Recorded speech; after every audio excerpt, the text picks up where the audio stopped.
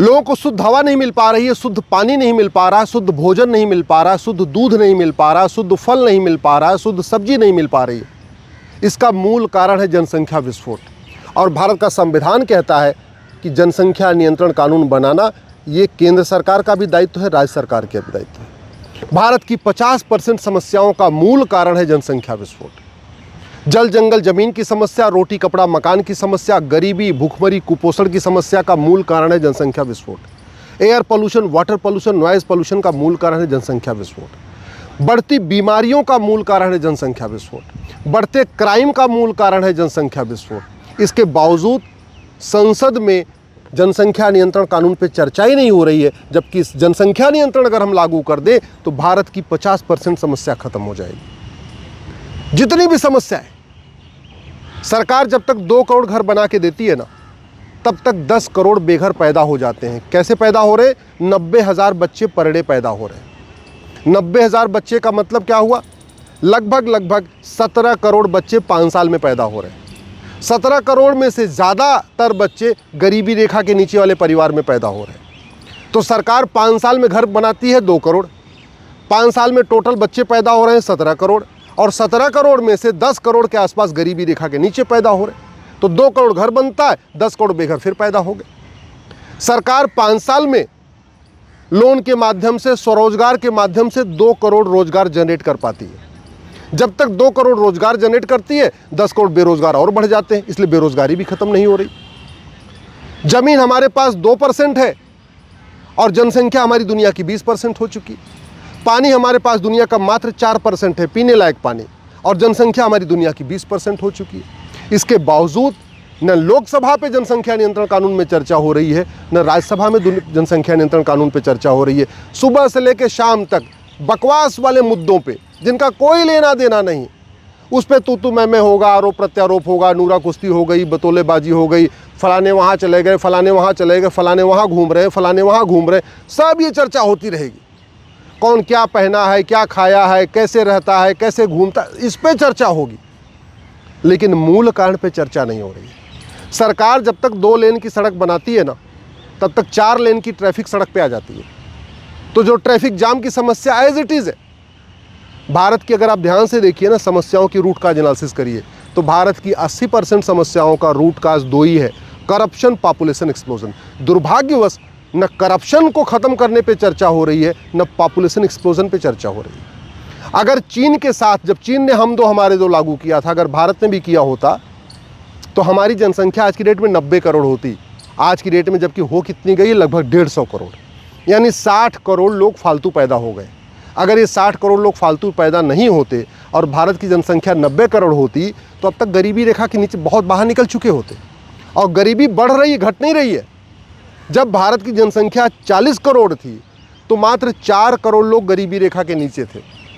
अब भारत की जनसंख्या 150 करोड़ हो गई है और 83 करोड़ लोगों को मुफ्त में राशन देना पड़ रहा था। आप खुद भी सोच लीजिए, गरीबी बढ़ रही, गरीबी घट रही है।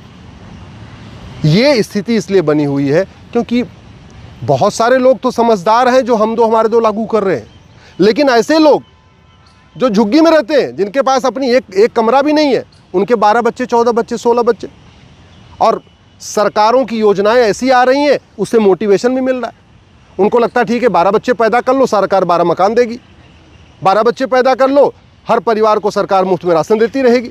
12 बच्चे पैदा कर लो, 16 बच्चे कर लो, 18 बच्चे कर लो, सरकार जो है वो क्या बोलते हैं, इलेक्शन के पहले जो है वो बेरोजगारी भत्ता भी शुरू कर देगी। तो ये जो मुफ्तखोरी वाला काम शुरू हुआ है, ये जो आप कहते नहीं हरामखोरी वाला काम जो शुरू हुआ है, इसकी वजह से जनसंख्या नियंत्रण होने की बजाय जनसंख्या बढ़ रही है।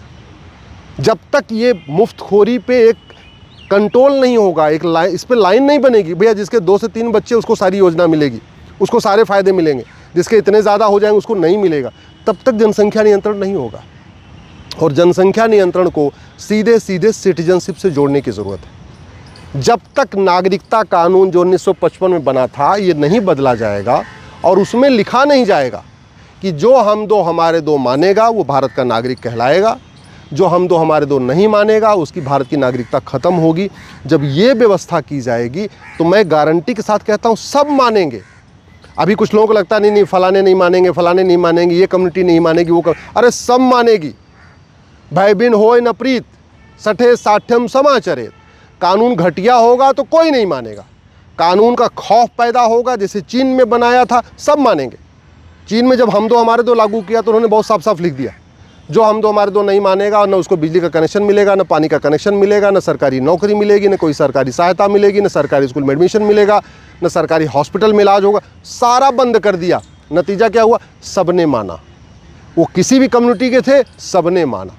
तो भारत में भी तब सब मानेंगे जब वैसा ही कानून होगा और सीधे सीधे सिटीजनशिप से लिंक होगा कि भैया 2 से ज़्यादा बच्चे पैदा हुए, न बिजली का कनेक्शन, न पानी का कनेक्शन, न सरकारी स्कूल, न सरकारी हॉस्पिटल, न आप बैंक में खाता, कुछ भी नहीं होगा। जब ऐसी व्यवस्था होगी न लोन मिलेगा, न वजीफ़ा मिलेगा, सब मानेंगे। और अगर हमने ऐसा नहीं किया ना तो अभी तो 83 करोड़ लोगों को राशन देना पड़ रहा है, 5-7 साल के बाद 100 करोड़ लोगों को राशन देना पड़ेगा मुफ्त में। कमाने वाले यहाँ पे कितने हैं सबको पता है, इनकम टैक्स कितने लोग देते हैं सबको पता, और कितनी ज़्यादा जो है लगातार मुफ्त के चक्कर में भारत के कर्जा बढ़ता जा रहा है। आप जानते हैं भारत के ऊपर इस समय 250 लाख करोड़ का कर्जा है। जब मैंने PIL फाइल किया था मुफ्तखोरी रोकने पे तो 150 लाख करोड़ का कर्जा था। अभी पिछले साल ये कर्जा बढ़ते बढ़ते 225 लाख करोड़ का हुआ, 225 लाख करोड़ का हुआ। अब ये कर्जा 250 लाख करोड़ का हो चुका है। भारत का जो छोटा बच्चा पैदा होता है ना, वो भी 1.5 लाख के कर्जे में है, एक बच्चा। और इसके बावजूद जनसंख्या नियंत्रण पर कोई चर्चा ही नहीं हो रही। बनाए जा रहे हैं।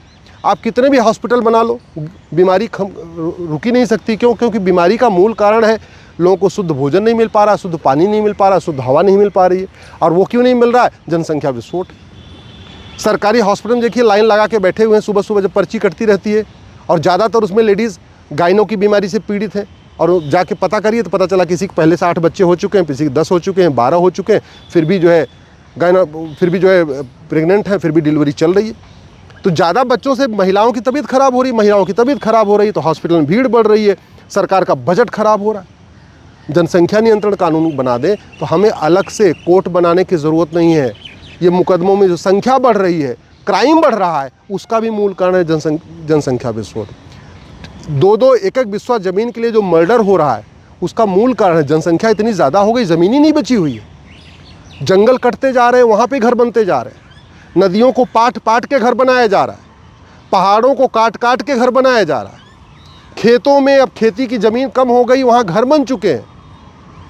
और जब घर बन गए, खेत कम हो गया, तो भूखे तो रहेंगे नहीं, तो पैदावार बढ़ाएंगे। पैदावार बढ़ती है उसमें केमिकल डाल के, यूरिया डाल के, पोटाश डाल के, डाई डाल के।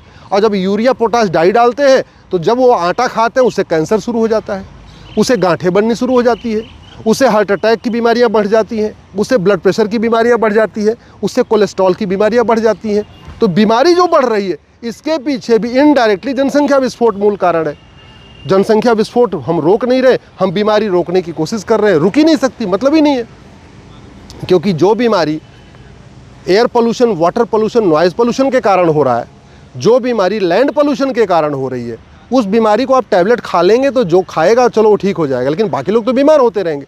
क्योंकि जो गेहूं है उसमें कैंसर, उसमें तो कैंसर रखा, हम आटा जो रोटी खा रहे हैं उसमें तो हम कैंसर खा रहे हैं, हम फल खा रहे, दूध 70% मिलावटी, घी 70% मिलावटी, तेल जिससे हम सब्जी बनाते हैं वो भी लगभग 70% मिलावटी। जब कुछ शुद्ध मिलेगा ही नहीं तो अल्टीमेटली किसी को बचपन से बीमारी शुरू हो जाएगी, किसी को बड़े होने पे बीमारी शुरू हो जाएगी। अगर हम भारत को बचाना चाहते हैं, भारत की स्थिति को बचाना चाहते हैं, भारत की संसाधनों को बचाना चाहते हैं, तो सबसे पहले सरकार को हम दो हमारे दो कानून बनाना चाहिए। बाकी काम बाद में हो रहेंगे। करप्शन और पॉपुलेशन एक्सप्लोजन, इसको नहीं रोका तो भारत बर्बाद हो जाएगा, 100% बर्बाद हो जाएगा।